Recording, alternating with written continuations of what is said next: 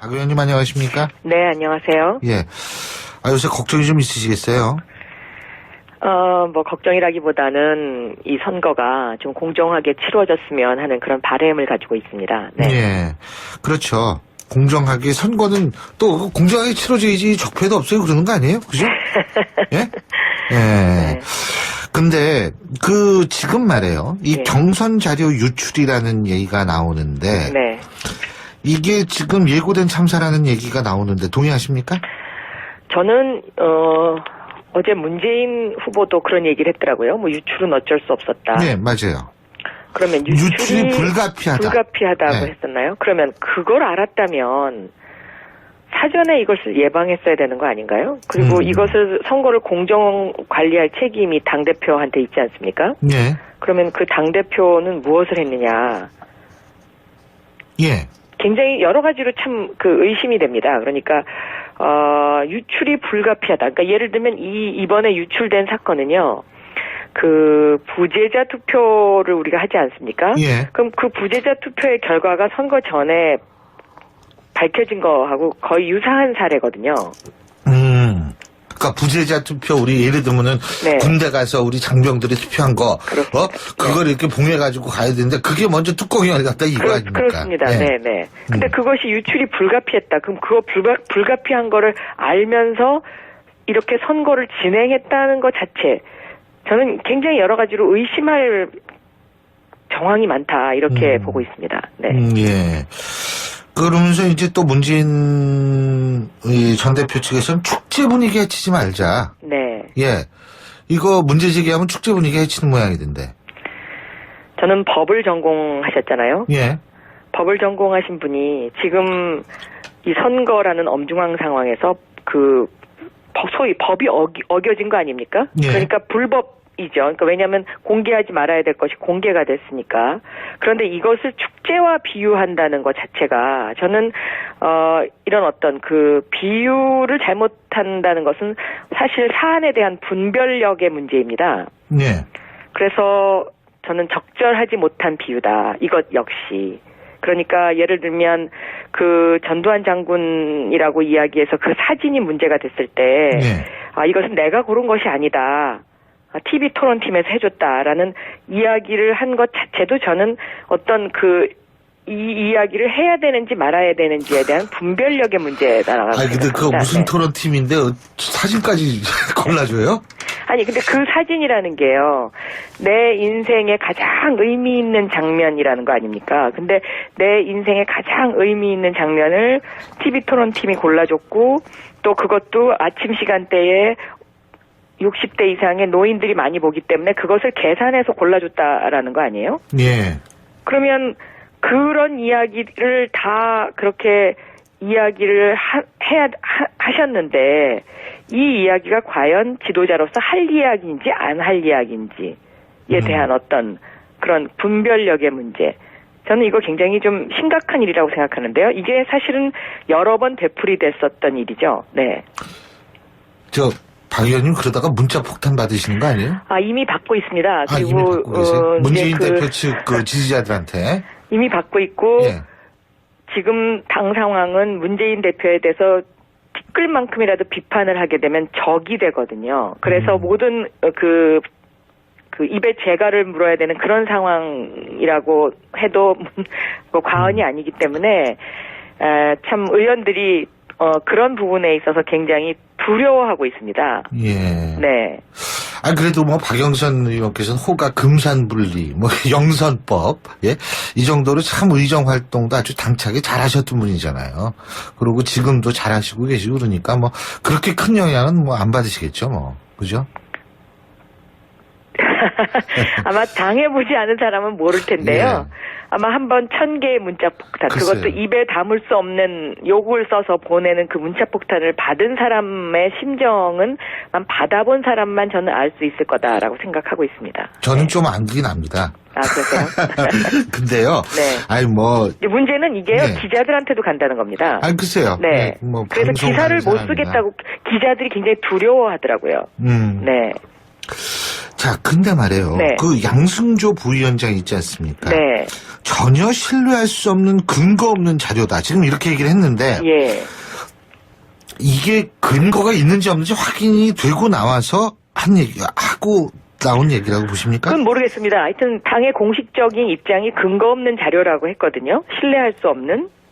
그러면 이것은 우리가 소위 말하는 찌라시고 가짜뉴스 아닙니까? 예.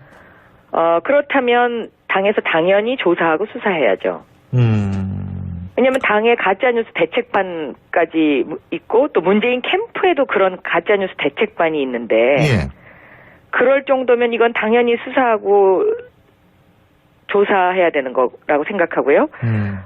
찌라시라는 것 자체가 불법이잖아요. 예. 그리고 그 찌라시라고 규정한 측이 문재인 측이거든요. 먼저 당의 공식 입장이 나오기 전부터. 예. 그러면 이것이 찌라시인 줄 어떻게 알았느냐는 거죠. 제 질문은. 예. 그러면 그 찌라시라고 규정을 했으면 당연히 수사 의뢰를 해야 되는 것이 저는 맞다고 생각합니다. 수사 의뢰를 해야 한다. 네. 그렇죠. 그리고 아무래도 지금 경선 과정을 선관위가 관리를 하지 않습니까? 표면적으로는. 네, 그렇습니다. 네. 그러니까 당연히 국가기관이 들어갔으면은 이건 수사의 대상이 될 수 있겠죠. 네. 근데 지금 그러면은 그 수사 의뢰를 당에서 해야 된다는 말씀이시죠? 당에서 해야죠. 그러니까 찌라시라는 것 자체만 갖고도 수사 의뢰가 가능하니까요. 검찰이 찌라시에 대해서 수사하지 않습니까? 예. 네, 허위 사실을 유포하는 거니까요. 네. 그렇죠. 네. 그리고 말이에요. 또 네. 한 가지는 지금 이제 여러 가지. 저는 사실 어떤 한 사람의 어떤 말이 뭐 순간적으로 나올 수도 있지만 이게 누적된 결과일 가능성도 있거든요. 그러니까 안희정 지사가 정 떨어진다, 질리게 만든다. 뭐 그리고 문재인 후보가 다음 대통령으로 대한민국을 이끌 미래 비전이 없다. 뭐 이런 얘기도 했다고 하는데 네. 이거는 어떻게 보십니까, 박영선 의원께서는? 아마 많은 분들이요, 그 안희정 후보가 그 페북에 올린 질린다라는 표현이 있잖아요. 네. 거기에 굉장히 공감을 하더라고요. 근데 질린다라는 표현은 지금 말씀하신 것처럼 한 번, 두 번 있었던 일이 아니고 여러 번 이것이 반복됐을 때 쓸 수 있는 이야기죠. 그렇죠. 네. 이 질린다는 표현에 그 문재인 당대표 시절이나 뭐 문재인 후보 시절에 일을 같이 했던 2012년 후보 시절에 일을 같이 했던 사람이나 뭐 박지원, 안철수, 김종인, 김한길, 손학규, 정동영 모든 사람들이 아마 그 단어에 공감을 하고 있다고 생각하고요. 예. 그것뿐만이 아니라 뭐 2012년도 대선 때 함께 했던 그 선대본에 있었던 사람들 중에 중요한 직책을 맡았던 사람 중에 친노, 정말 소위 말하는 친노 빼놓고는 거의 다 떠났거든요. 예. 이분들도 똑같은 심정이다. 저는 그렇게 보고 있습니다.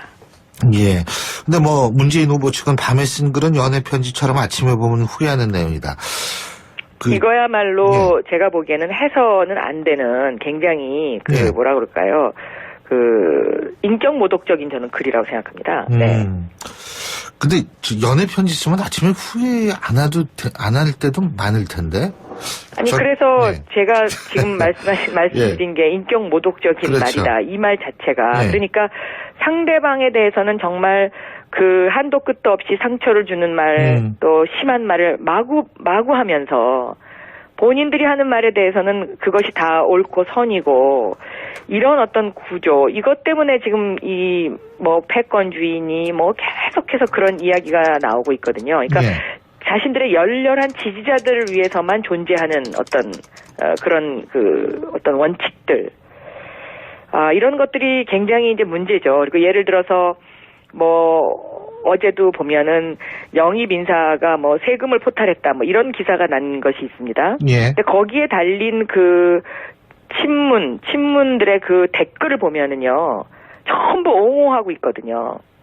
근데 만약에 예를 들어서 그 역지사지로 그 상대방한테 그런 일이 있었다고 치면 똑같은 사안을 놓고 문재인한테 찬성하고 문재인한테 줄댄 사람들한테는 굉장히 우호적이고 그 사람들을 보호하고 똑같은 사안인데 비판하는 사람들에게는 엄청난 비난을 가하는 것. 이것이 지금 가장 큰 문제다라고 생각합니다. 네. 김종인 전 대표가 이런 얘기를 했습니다. 문재인 후보 측 극렬 지지층에 대해서 히틀러 추종자들을 연상시킨다.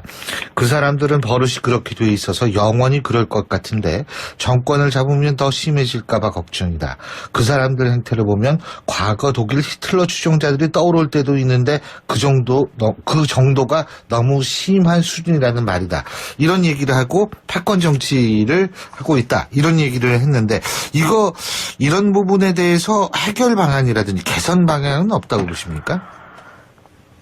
해결하기에는 일단 이 부분은 어떻게 생각하세요? 김종인 전 대표. 그러니까 그런 네. 어떤 그 표현만 달리했지 지금 다 똑같은 얘기를 하고 있는 거 아닙니까? 예를 들면 2012년 대선 때요.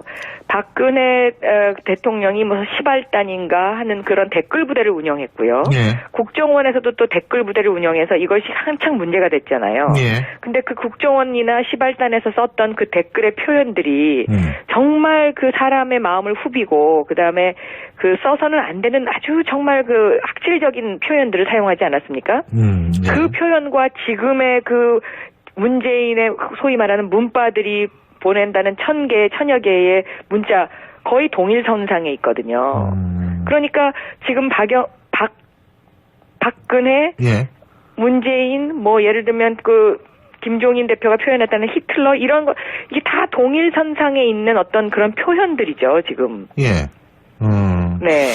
그게 개선되기는 좀 힘들다. 그죠? 예. 저는 이것을 개선하는 방법은요. 예.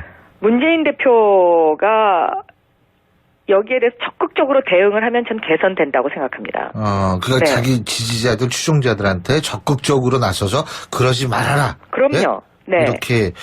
근데 그게 좀 이것을 정리할 수 있는 능력이 있어야 되거든요, 지도자는. 그런데 오늘 어디 그 신문의 칼럼에도 났던데요. 이것을 즐기고 있는 것 아니냐.